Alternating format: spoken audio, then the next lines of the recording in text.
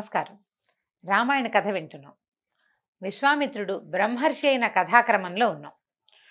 మహర్షిత్వాన్ని పొందిన తర్వాత గజం కేవలం 500 రూపాయలతో 1210 గజాల భూమి కేవలం 6 లక్షలు మాత్రమే. విశ్వామిత్రుడు మరింత తపస్సు ఉధృతంగా చేశాడు. అయితే ఈయన ఆ మౌనంగా గాలి కూడా పీల్చకుండా నిరాహారంగా వాయువు కూడా లేకుండా ఉండేసరికి తలలో ఇంచి వచ్చిన సెగలు, ఆ సెగల వేడికి దేవతలు మూర్ఛిల్లారు. వాళ్ళంతా పరిగెత్తుకుంటూ వెళ్ళారు బ్రహ్మదేవుడి దగ్గరికి. ఇతని తపస్సు, విశ్వామిత్రుడి తపస్సుకి రోజు రోజుకి ఉధృతమైపోతోంది కానీ తగ్గటం లేదు. అతన్ని ఏ ప్రలోభాలు లొంగదీయలేకపోతున్నాయి. అతని తపోగ్నితోటి లోకాలన్నీ తాపం చెందుతున్నాయి. విశ్వామిత్రుడు సంపూర్ణంగా పాపరహితుడయ్యాడు. పూర్తిగా అతను తనని తను తెలుసుకున్నాడు. నువ్వు ఇంకా ఆలస్యం చేస్తే లోకాలని దగ్ధమైపోతాయి. ఇప్పటికే దిక్కులు వేడెక్కిపోయినాయి, సముద్రాలన్నీ క్షోభిల్లుతున్నాయి, పర్వతాలు కరిగి నీరై ప్రవహించేస్తున్నాయి, భూమి కంపిస్తోంది, వాయుదేవుడు స్తంభించిపోయాడు, జనులంతా నాస్తికులయ్యే ప్రమాదంలోకి వచ్చేసింది స్వామి, కాబట్టి నువ్వు ఏదైనా చేయమన్నారు. అప్పుడు బ్రహ్మదేవుడు వచ్చి ఏం చెప్పాడు?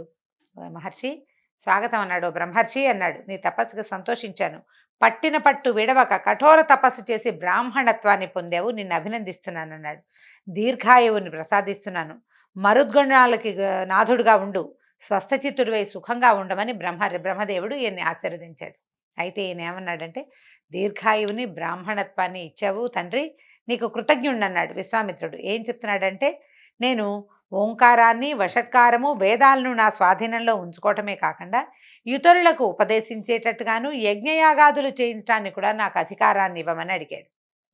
తర్వాత బ్రాహ్మణ విద్య ఎందు, క్షత్రియ విద్యలందు కూడా శ్రేష్ఠుడైన బ్రహ్మర్షి వశిష్ఠుడు నన్ను బ్రహ్మర్షి అని పిలవాలి, నాకు గనక ఈ శ్రేష్టమైన వరాలు నువ్వు ఇస్తే నేను ఈ తపస్సు విరమిస్తానన్నాడు. అనేసరికల్లా అప్పుడు ఏం చేశారు, దేవతలంతా గబగబా వెళ్ళి వశిష్ఠ మహర్షిని స్వయంగా తీసుకొస్తే వశిష్ఠ మహర్షి విశ్వామిత్రుని సాదరంగా కౌగిలించుకొని ఓ బ్రహ్మర్షి అని పిలిచాడు.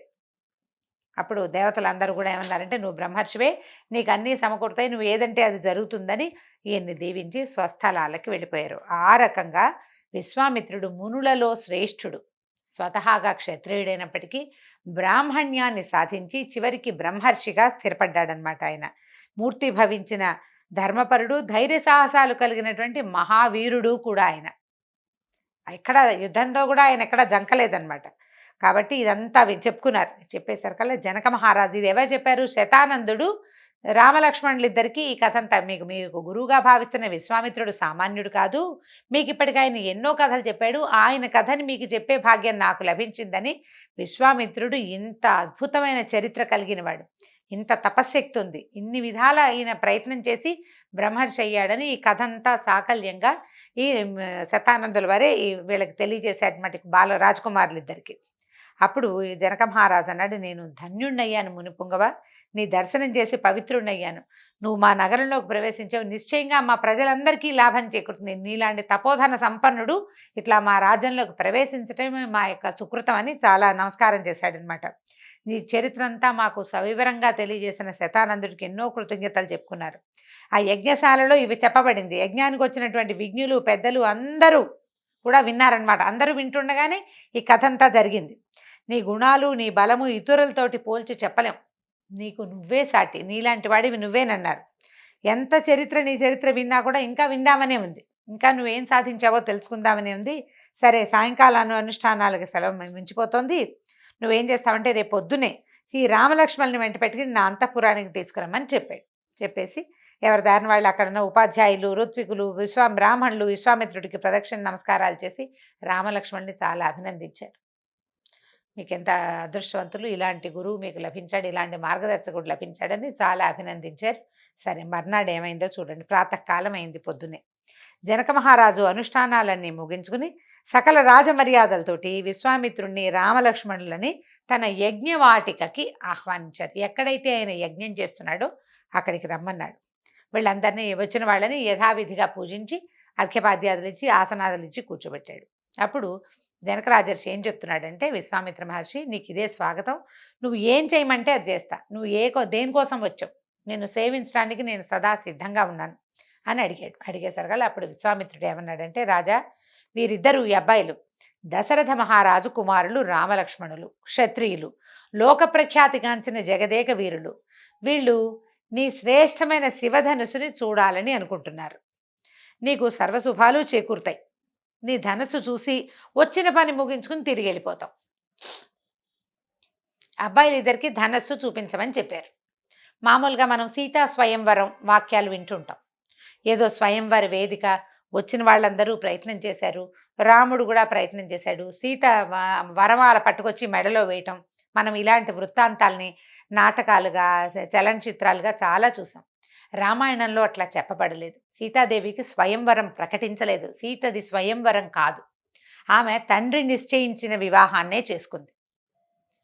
స్వయంవర కన్యక కాదు ఆవిడ. స్వయంవరం అనే కథ అసలు వేరే. కాకపోతే ఆమెని ఇప్పుడు వివాహం చేసుకున్నాడు కాబట్టి ఇలా సీతా స్వయంవరం అన్న వాక్యం వచ్చింది. కానీ సీతాదేవికి స్వయంవరమే లేదు. తండ్రి నిర్ధారించిన పెళ్ళే చేసుకుంది అక్షరాల ఆవిడ. దానికి రామాయణమే ప్రబల సాక్ష్యం. మనం ఏంటంటే చక్కగా కనపడడానికి, చూడంగానే ఆ సీను మన మనసుకి హత్తుకోవటం కోసం ఏర్పరచబడిన రకరకాల నాటకాల ద్వారా, తర్వాత సినిమాల ద్వారా మనం అలాంటి ధోరణిలోకి వెళ్ళాం. నిజానికి అట్లా జరగలేదట. ఏం జరిగిందో చూడండి. అప్పుడు ఏం చెప్తున్నారంటే శివధనుస్సు గురించి చెప్తున్నాడు జనకరాజర్షి. ఇప్పుడు ఈ అబ్బాయిలిద్దరికి శివధనుస్సు సంగతి ఎవరు చెప్పారు? రామలక్ష్మణులకి. ఈ విశ్వామిత్ర మహర్షి ఆశ్రమంలో మారీచ సుబాహుల్ని వధించిన తర్వాత తపస్సు, అక్కడున్న తాపసులంతా, ఋషులంతా మేము జనకరాజు ఏదో యజ్ఞం చేస్తున్నాడు, మేము యజ్ఞం చూడడానికి వెళ్తున్నాము, ఆయన దగ్గర ఒక మహాద్భుతమైన శివధను అనే ధనుస్సు ఉంది, శివుడిది ఆ విల్లు, మీరు కూడా మాతో పాటు వస్తే ఆ యజ్ఞము చూసి ఆ మహాద్భుతమైన విల్లును చూద్దురు కానీ, అది క్షత్రియులు చూడవలసినది అని చెప్పారు. వీళ్ళు అది చూడడానికి వచ్చారు. ఇక్కడ వివాహపు స్వయంవరానికి దానికి యజ్ఞం చూడడం, ఆ తర్వాత దాన్ని శివధనుస్సును చూడడం చెప్పేసరికల్లా ఈయన ఏం చెప్పాడంటే శివధనుస్సు యొక్క వృత్తాంతాన్ని చెప్తానన్నాడు. పూర్వం దక్షయజ్ఞం ధ్వంసం చేస్తూ కోపించినటువంటి శివభగవానుడు దేవతలతో ఇట్లా అన్నట్టు. ఏమని? మీరు యజ్ఞంలో నాకు చెందవలసిన హవిస్సులు చెందకుండా చేశారు కాబట్టి ధనస్సుతో మీ శిరస్సులు తుంచేస్తానన్నట్టు. పెద్ద ధనస్సు ఉంది ఆయన చేతిలో, మీ మెడలు విరిచేస్తానన్నాడు. దేవతలంతా భయపడ్డారు, బతిమలాడారు, మమ్మల్ని వదిలేయమన్నారు. అప్పుడు కనికరించి వదిలిపెట్టాడు. కనికరిస్తూ ఏం చేశాడు? ఆ ధనస్సును ఇచ్చేసేట వాళ్ళకి. ఆ ఉద్రేకంలో ఆయన ఏం చేస్తున్నాడో ఆయనకే తెలియదు. సతీవియోగం అప్పుడు శివుడిది ఒక ఉద్రిక్తమైన ప్రవర్తన కదా. ఆ ధనస్సుని వాళ్ళ చేతిలోనే పెట్టేశాడు, దేవతల చేతిలోనే. దేవతలు ఆ ధనస్సుని నిమిచక్రవర్తి తర్వాత 6వ వాడైన దేవరాతుని వద్ద న్యాసంగా ఉంచారు. న్యాసంగా ఉంచటం అంటే ఈ వస్తువు కొన్నాళ్ళు మీ ఇంట్లో దాచిపెట్టండి, తర్వాత నేను వచ్చినప్పుడు తీసుకుంటాను, అడిగి తీసుకోగలిగే వస్తువు అనమాట. దాచి తిరిగి ఇచ్చివేయవలసిన వస్తువు. శివధనుసుని మళ్ళీ వచ్చి శివుడు వచ్చి అడిగితే ఇచ్చేయాలి. శివుడు తాలూకు వాళ్ళు ఎవరైనా వచ్చి అడిగితే ఇచ్చేయాలి. అలాగా న్యాసంగా. అంటే ఇది శివధను శివుడి వల్ల దేవతలు ఇచ్చారు. శివుడు దేవతలకు ఇచ్చాడు, దేవతలు దేవరాతుడికి ఇచ్చారనమాట. ఈ విధంగా వంశపారంపర్యంగా దేవరాతుడి నుంచి నా వరకు అలా వరుసగా వస్తూనే ఉంది. శివధనువు ఇక్కడే ఉంది. దాన్ని తీసుకుని దేవరాతుడు వెళ్ళిపోయాడు. తర్వాత వాళ్ళు వెళ్ళిపోయినా వీళ్ళ పూజా మందిరంలో అక్కడే ఉండిపోయిందనమాట శివధనుసు. న్యాసంగా ఉంది. తర్వాత ఏమైంది? నేను ఒకానొక సమయంలో భూమిని దున్నుతూ ఉండగా ఆ నాగేటి చాలులో ఒక బాలిక దొరికింది. ఆమెకు సీత అని నామకరణం చేసి నా కుమార్తెగా పెంచుకుంటున్నాను నేను. అయోనిజ అయినటువంటి నా కుమార్తెను వివాహం ఆడాలంటే పరాక్రమవంతుడై ఉండాలనే నియమాన్ని పెట్టుకున్నాను. ఇక్కడ అయోనిజ అని చెప్పారు చూడండి. భూమిలో దొరికింది శిశువు. ఆమె ఎవరికి పుట్టింది అనేది తెలియదు. పైగా భూమి మీద కాదు, ఎక్కడైనా ఎవరి పిల్లనైనా తెచ్చి పడుకోబెట్టేశారంటానికి వీల్లేదు. నాగేటి చాలంటే భూమిని దున్నితే లోపల భాగంలో ఉందన్నమాట. ఆమె అయోనిజాన్ని వినపడింది అప్పుడు ఒక ఆకాశవాణి. కాబట్టి అటువంటి పుత్రికని నేను ఎవరికి ఇవ్వాలనుకున్నాను? అత్యంత పరాక్రమవంతుడైన వాడికి ఇవ్వాలని పెట్టుకున్నాను. అంటే పరాక్రమమే వరశుల్కమని ప్రకటించాను. ఈ అమ్మాయి వీర్యశుల్క, అంటే ఎవరికైతే పరాక్రమం ఉంటుందో దానిని శుల్కంగా తీసుకుని నా కుమార్తెని ఇస్తాను నేను. అలా నేను నిశ్చయించుకున్నాను. కాబట్టి భూమి నుంచి ఉద్భవించిన నా కుమార్తె సీతను వివాహం ఆడడానికి దేశం నలుమూలల నుంచి రాజులు వచ్చారు. వారి పరాక్రమానికి ఏం పరీక్ష పెడతావు నువ్వు అని నన్ను అడిగితే నేనేమనుకున్నాను? శివధనుసును చూపించి దాన్ని నారిని ఎక్కుపెట్టండి, సంధించండి అని చెప్పాను. వాళ్ళల్లో ఒక్కళ్ళు కూడా ఆ ధనుస్సుని కదల్చలేకపోయారు. పరాక్రమం ఎట్లా తెలుస్తుంది? రాజుగారు వచ్చిన వాడు యుద్ధం చేస్తే తెలుస్తుంది. అట్లా యుద్ధం చేసి గెలుపు ఓటములు తీసుకోకూడదు కదా. అందుకని ఇది పరాక్రమం, ఇది పరీక్ష అన్నమాట. వీర్యానికి పరాక్రమానికి పరీక్షగా శివధనుసుని ఎక్కుపెట్టండి, సంధించండి, నారిని సంధించమని చెప్పాం. కానీ ఎవ్వరూ చేయలేకపోయారు. వాళ్ళంతా అల్ప పరాక్రమవంతులు. నా కుమార్తెని ఇవ్వడానికి నిరాకరించాను. నేనెవరికీ ఇవ్వల. ఆ తర్వాత రాజులంతా నా మీద కోపంతోటి పెద్ద సైన్యాలను వెంటబెట్టుకుని దండెత్తి నా మీదకొచ్చారు. మిథిలా నగరాన్ని ముట్టడించారు. సంవత్సరం గడిచింది ఇట్లా జరిగి. నగరవాసుల జీవన సంభారాలన్నీ తరిగిపోయాయి. నగరం చాలా ఇబ్బందుల్లో ఉందన్నమాట. వాళ్ళంతా చాలా కష్ట నష్టాలకి గురయ్యారు. అప్పుడు నేను దేవతలందరినీ ప్రార్థిస్తే దేవతలు చతురంగ బలాల్ని పంపించి నన్ను ఆదుకున్నారు. మీరు ఎందుకు ఈ శివధనుస్సు వల్లే ఈయనకి ఇబ్బంది వచ్చింది కదా, శివధనుస్సు వల్లే వచ్చింది. కాబట్టి దేవతలే నాకు చతురంగ బలాల్ని పంపించినాయి. ఆ సైన్యంతో చుట్టుముట్టినటువంటి పాపాత్ములైన రాజులందరినీ తరిమి కొట్టాను. ఆ విధంగా శత్రుసేన బలహీనపడి అంతా పారిపోయారు. ప్రకాశవంతమైన ఆ శివధనుసుని రామలక్ష్మణులు కూడా చూడొచ్చన్నారు. వారి ధనుసుని కనుక ఎక్కువ పెట్టగలిగితే సీతనిచ్చి వివాహం జరుపుతాను అని చెప్పాడు. చెప్పిన తర్వాత ఏమైంది, జనక రాజర్షి ఆయన అన్నాడు విశ్వామిత్రుడు, అయ్యా నువ్వు చెప్పిందంతా విన్నాము, చాలా బాగుంది. రామలక్ష్మణులు ఇద్దరు కుతూహల పడుతున్నారు. సాధారణంగా ధనుర్విద్య నేర్చుకున్న ప్రతి వాళ్ళకి ఏదైనా గొప్ప ధనువు ఉందంటే అది చూడాలని ఉంటుంది. అందరూ చేసేదే. చాలా బాగా ఏ విద్య నేర్చుకుంటామో ఆ విద్యలో ఒక ప్రత్యేకమైన వస్తువు ఉందంటే దాన్ని చూడాలనిపిస్తుంది సహజంగానే. అప్పుడు ఏమైందట, మంత్రిసత్తములారా మీరు వెళ్ళి వెంటనే శివధనుసుని యజ్ఞవాటికి తీసుకురమ్మన్నారు. అది ఎక్కడుందో ఈ రామలక్ష్మణులు ఇద్దరు దాన్ని పరిశీలిస్తారని కబురు చేశాడు. చేసేసరికి ఏమైంది, ఒక పెద్ద ఇనప చట్రం మీద అమర్చబడి ఉందట. ఆ ధనుస్సుకి రోజు గంధము పువ్వులు అలంకరిస్తారు, పూజ చేస్తారనమాట. నిత్య పూజలు అందుకుంటూ ఉంది. ఆ ధనుస్సుని 8 చక్రాలు కలిగిన రథం మీద అమర్చారు. దాన్ని 50 మంది మహాబలశాలుడైన సైనికులు ఆ రథాన్ని ఈడ్చుకుంటూ తీసుకొచ్చారు. లాక్కొచ్చారు అని చెప్పట్లేదు, ఈడ్చుకొచ్చారు, బలంగా లాక్కొస్తున్నారన్నమాట 50 మంది. తర్వాత అప్పుడు ఇదిగోండి శివధనుస్సు తెచ్చామని చెప్పారు. చెప్పేసరికి ఈయన ఏం చేశాడు, ఈయన చెప్తున్నాడు జనక రాజర్షి, మా పూర్వీకులు కూడా కొంతమంది దీనికోసం ప్రయత్నం చేశారు ఎక్కువ పెట్టడానికి, కానీ మా వల్ల కాలేదు. మా వాళ్ళ వల్ల మేమందరము పూజ చేస్తున్నాం, ఈ నిత్య పూజ అందుకుంటున్నటువంటి శివధనుసు ఇదేనని చూపించాడు. చూపించేసరికల్లా పైగా అంటాడు, ఏమంటున్నాడంటే దేవదానవ రాక్షస గంధర్వ కిన్నెర కింపురుషదాదులు ఎందరో ఈ శ్రేష్టమైన ధనస్సుని ఎక్కుపెట్టడానికి ప్రయత్నించి విఫలమయ్యారు. మానవ మాతృల వల్ల అవుతుందా? దేవతల వల్లే కాకపోతే మనుషుల వల్ల ఏమవుతుంది? కాబట్టి ఇదిగోండి ధనుస్సు తెచ్చాము, చూపించమన్నారు. రామ ఈ ధనస్సును చూసిరా నాయన అని చెప్పాడు. ఆయన ఆసనం నుంచి లేవల, తన పక్కన ఉన్న రాముడిని వెళ్ళి చూసిరమ్మన్నాడు అనమాట. అప్పుడు ఏమైందో చూడండి, ఈ చెప్తున్నాడు రాముడు, ఇప్పుడే ఆ శ్రేష్టమైన ధనుస్సుని చేత్తో ఎత్తుతాను, దాన్ని కదల్చడానికి వీలైతే ఎక్కువ పెడతాను అని చెప్పాడు రాముడు. ఒకటే వాక్యం, ఎత్తుతాను వీలైతే ఎక్కువ పెడతాను అన్నాడు. సరే చేయమన్నాడు విశ్వామిత్రుడు. అలాగే నాయన అన్నాడు. ఈ రఘునందనుడు అక్కడ చాలామంది యజ్ఞవాటికలో ఎందరో ఉన్నారు, యజ్ఞం జరుగుతుంటుందో చాలామంది ఉంటారు, వేల మంది వ్యక్తులు ఉన్నారు అక్కడ. ఈయన ఏం చేశాడు, వెళ్ళి ఈ రాముడు ఆ ధనస్సుని లేపాడు. అమాంతం లేచి వచ్చేసింది పైకి అనాయాసంగా, ఏమి కష్టపడి మరి పళ్ళ బిగవని చేయలేదు. తేలికగా తను రోజు ధనుస్సుని ఎంత సునాయాసంగా తీస్తాడో అంత సునాయాసంగా, ఎటువంటి ఆయాసము హైరానా లేకుండానే ఆ ధనస్సుని పైకి ఎత్తి పట్టుకున్నాడు.